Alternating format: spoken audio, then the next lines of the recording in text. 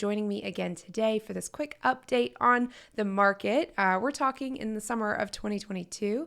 We have Mo Oursler with NewDay USA, our awesome presenting sponsor. So welcome back, Mo. Thanks for joining me again today for this quick update. Thanks for having me. Looking forward to it. Yeah, so Mo, there's been a lot that's gone on. We have been hosting this military homebuyer workshop throughout last year and last fall. We kind of tackled pandemic home buying. We talked about some of these record lows as far as interest rates are going. And now we're starting to see that shift a little bit. So I wanted to give our audience a quick update. And just generally speaking, obviously, we'll put the caveat that this is all subject to change daily. But give us an update, lay of the land, what's going on with the market right now, Mo? Sure. Yeah, it's definitely changing daily right now. It's a very volatile market, but sometimes that can be a good thing. Obviously, coming through COVID, we saw extremely low inventory levels from a housing supply standpoint, which ultimately drove home prices very, very high. And because there was hyper competition, there weren't enough houses on the market, builders had stopped building.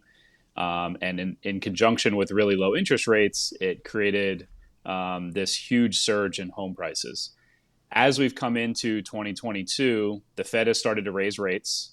We saw rates in the twos, and now we're seeing rates in the fives and sixes as of today. To your point, it could still continue to rise. We'll see. But the rising rates have definitely helped to normalize the market a little bit. The market is still really competitive, but the increase in rates has definitely slowed the rising home prices, and in some markets has really plateaued, and the markets are less competitive. And I think it actually could end up being a really good time for a lot of people that have been sitting on the sidelines or struggling to find a house.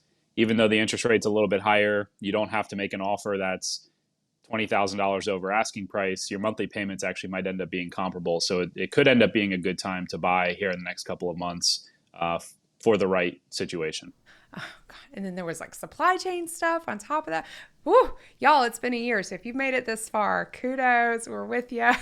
We're going to get through it, right? Yep. Oh, man. Okay. So, like, what other kind of things do military families who are PCSing this year need to be thinking about? So, we always kind of ask this question, like, what are the questions that we should be asking? I think the most important thing when you're PCSing, and specifically if you want to use your VA benefit, you got to make sure that you're working with professionals, like you said, that understand and are champions of the program. The VA home loan benefit is a great program if used correctly. But I will say, I think there's only a small subset of real estate agents and lenders that really understand the program and believe in its effectiveness. And if you find yourself working with a lender or agent that is not championing the benefit, I think it'll work against you. And, there's no reason, if you've served or your spouse has served or is serving, and there's no reason to make a down payment if you don't have to. And so the first piece of advice I always say is make sure that you're doing your due diligence. You're working with a lender that supports the VA program. They want to use the VA loan. They believe it's your right to use the VA loan. And you got to make sure your agent is in the same boat. Yeah, 100%. Well, speaking of the VA loan, I know there has been some talk in previous home buying seasons of it not performing on the same level as conventional products, right? So, we have heard just anecdotally, like, oh, people aren't accepting VA loans, or they're not willing, like, to your point, not particularly willing to work with it because they don't understand all of the nuances and the strength of the product. So is it behaving any differently now? What are kind of your general thoughts over the VA loan product? Yeah, I think the normalizing of the market over the last couple of months as rates have risen and it's become a little bit less competitive, I think that's worked to the advantages of military home buyers, especially those that want to use the VA benefit. The reality is that there are still a lot of misconceptions and myths out there about the VA program. And I think a lot of agents and sellers still do, unfortunately, look at it as a second-class program. They don't think of it the same way as they think of conventional financing. But I think the gap is closing. And I also think that with less competition, that becomes less important. So I think everything that's happened in the last 3 months has been a positive for VA home buyers. And I think that trend will continue, hopefully, as the housing market continues to cool off a little bit. But again, if you're using the right lender and you're using the right real estate agent, I think it becomes less important because they can tell the story. But if you're not, I do think the market has started to normalize a little bit, which should help. So, Mo, I've been hearing some interesting strategies when it comes to selling and buying homes this year. I actually heard of a story of someone in your area who is selling a home and they're not planning on purchasing another home, but what they're willing to do in order to stay competitive is let another family assume their VA loan.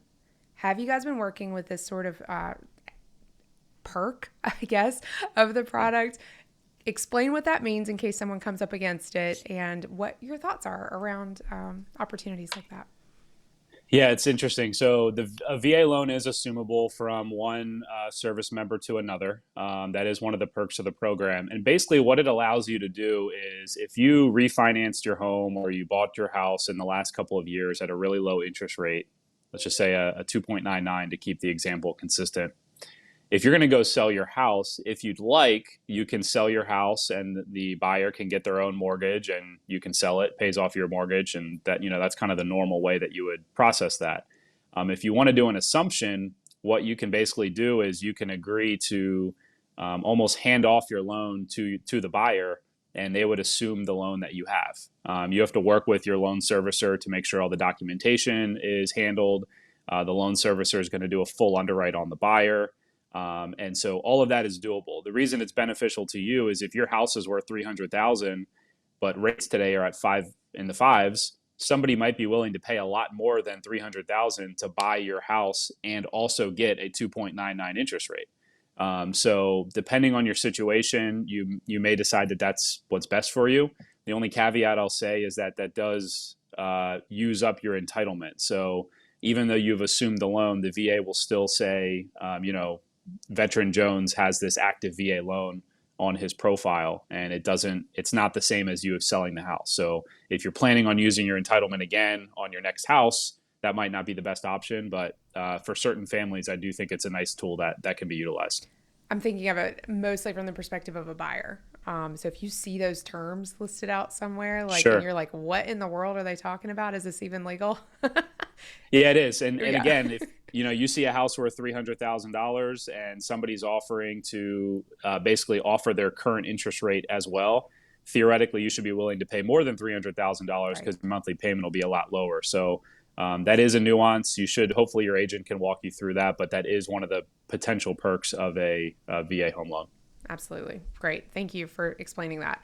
Okay. And then my last question is just around the R word. So we're hearing that a lot. And by the time we air this, it may have already been officially, and I don't know, announced. But we're looking at potentially going into a recession.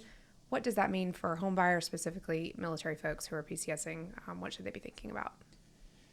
Yeah, I'll caveat this with I don't have a crystal ball. If I did, I would be on a beach somewhere. But It's my Christmas gift to you, Mo. I'm going to find you one, and we're going yeah, to.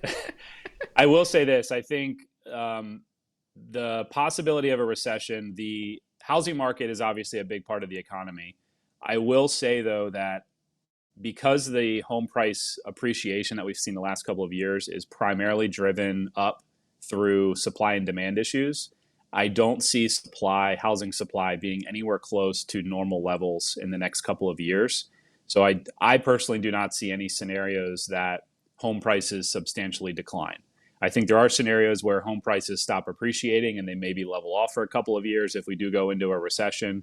But the reality is that there's not enough homes for the amount of people that want to buy homes right now. The housing market is really competitive. And, PCSing is a great example. People are going to move and people are going to continue to move. And I personally, again, don't see a scenario where home prices drop 20% or anything dramatic like they did in '08. There was a lot of fundamental differences with what happened in '07, '08 than what's happening now. I do think a recession will have impact on potentially on some employment numbers and things like that. And you may see the stock market continue to decline. Again, my personal belief is that I think housing is a more conservative approach. And I don't see any scenarios where there's a huge decline in home prices. So if you are PCSing, I mean, again, the reality is you need a roof. And so Right. if you're moving, I don't think there should be too much concern about that. The other reality is that rent prices are going up just as fast as house prices right now. So you might as well make the investment. Right. Yeah. And the last thing that I would add to that is that you can always refinance.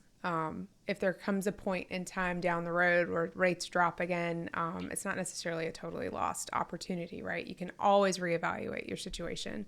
So, Yeah, it's actually a great point. Generally speaking, a recession would come with lower interest rates. This is a little bit of a unique situation where it might not, but it likely would. And if that were to happen, the VA Earl program is a great program. It's really easy to refinance when that lower rate is available. So, to your point, it's not the worst thing in the world. Hopefully, home values don't decline in that scenario, but if they do, hopefully you'd at least be able to tap into a lower interest rate. great.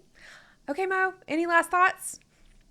No, we at NewDay we're really proud to serve the military community, and I hope this was helpful. I know PCSing can be a stressful time, so we are standing by. We have a team standing by. If there's anything we can do to help, we're always ready to help.